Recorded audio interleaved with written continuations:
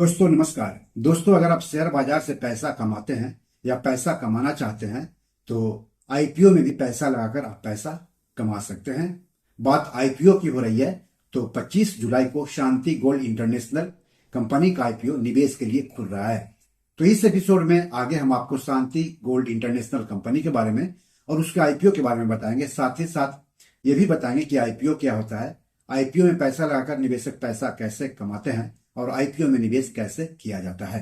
लेकिन सबसे पहले आप सबसे गुजारिश है कि चैनल के लिए नए हैं तो तुरंत सब्सक्राइब कर लीजिए, वीडियो को ज्यादा से ज्यादा शेयर कीजिए ताकि ज्यादा से ज्यादा लोगों तक जानकारी पहुंचे। हो सकता है आपके एक शेयर से आपके किसी अपनों का ही फायदा हो जाए। तो चलिए आगे बढ़ते हैं और बात कर लेते हैं शांति गोल्ड इंटरनेशनल कंपनी और उसके आईपीओ की। तो जिस भी कंपनी के आईपीओ में हम पैसा लगाना चाहते हैं सबसे पहले उस कंपनी के बारे में जान लेना जरूरी होता है। कहीं पर भी पैसा लगाकर पैसा कमाने का एक मूल मंत्र है, पहले उसके बारे में जानिए जहां पैसा लगाने जा रहे हैं, उसके बाद ही पैसा लगाने के बारे में सोचिए। तो पहले कंपनी की बात कर लेते हैं। तो गोल्ड ज्वेलरी का कारोबार करने वाली कंपनी है शांति गोल्ड इंटरनेशनल। 2003 से कारोबार कर रही है यह कंपनी हाई क्वालिटी वाले 22 carat CZ casting gold jewellery बनाती है। कंपनी डिजाइन और प्रोडक्शन में विशेषज्ञता रखती है।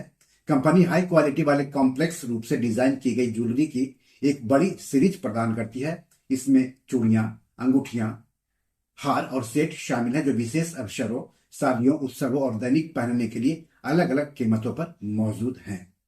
अब कंपनी के आईपीओ के बारे में जान लेते हैं। तो आईपीओ 25 जुलाई को निवेश के लिए खुल रहा है और आप इसमें 29 जुलाई तक आवेदन कर सकते हैं।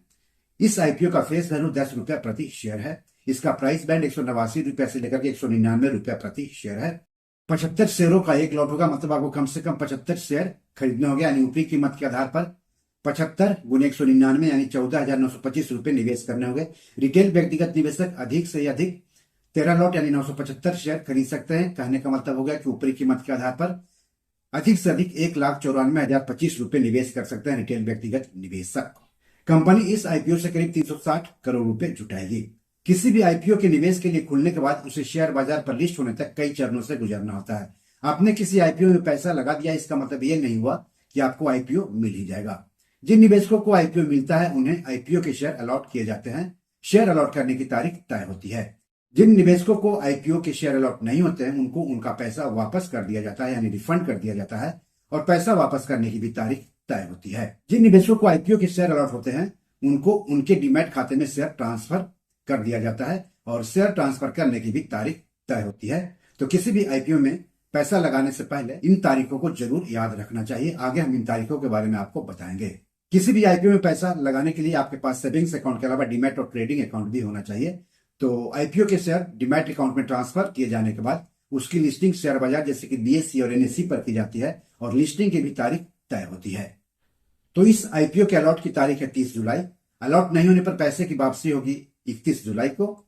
निवेशकों के डीमैट खाते में शेयर ट्रांसफर होगा 31 जुलाई को। आईपीओ शेयर्स की लिस्टिंग होगी 1 अगस्त को और शेयर बीएसई और एनएसई पर लिस्ट किए जाएंगे। आईपीओ में आरक्षण भी लागू होता है। तो इस इशू में 50% हिस्सेदारी योग्य संस्थागत खरीदारों यानी क्यूआईबी के लिए, 15% हिस्सेदारी एनआईआई यानी गैर सांस्थानिक निवेशकों या एचएनआई के लिए, जबकि 35% हिस्सेदारी रिटेल निवेशकों के लिए आरक्षित है। इस आईपीओ का बुक रनिंग लीड मैनेजर है चॉइस कैपिटल एडवाइजर्स, जबकि रजिस्ट्रार और शेयर ट्रांसफर एजेंट है बिग शेयर सर्विसेज। किसी भी कंपनी के आईपीओ में पैसा लगाने से पहले यह भी जान लेना जरूरी होता है कि आईपीओ से मिले पैसों का इस्तेमाल कंपनी कहां कहां करेगी।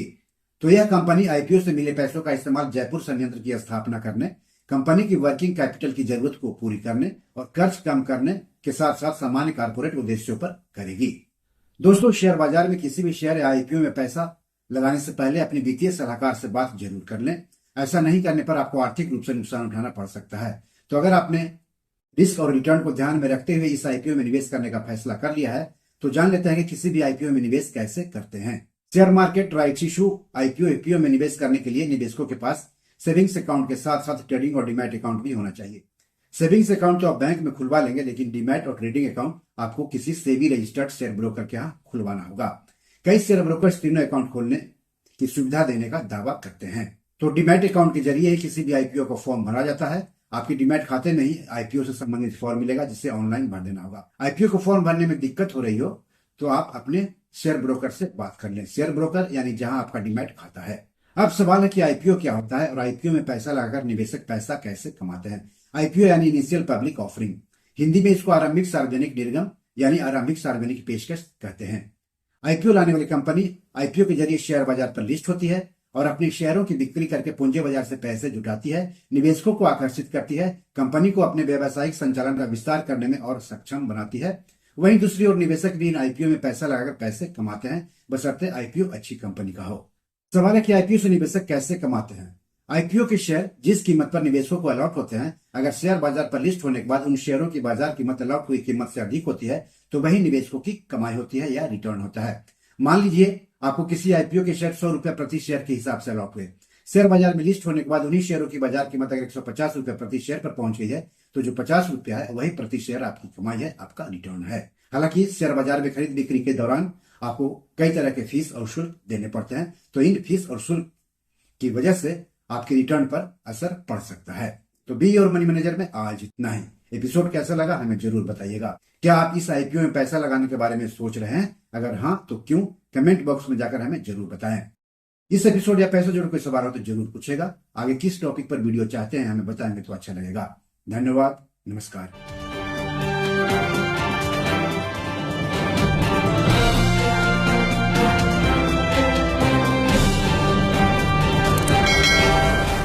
दोस्तों, ये मेरी 7 किताब है जो कि amazon.com पर पब्लिश है। आप इसे डाउनलोड करके पढ़ सकते हैं। इन किताबों के लिंक्स इस वीडियो के डिस्क्रिप्शन में दिए हुए हैं। इन 7 किताबों में से 5 किताब मनी मैनेजमेंट पर है, यानी पैसा निवेश करके अधिक पैसा कैसे कमाएं पर आधारित है।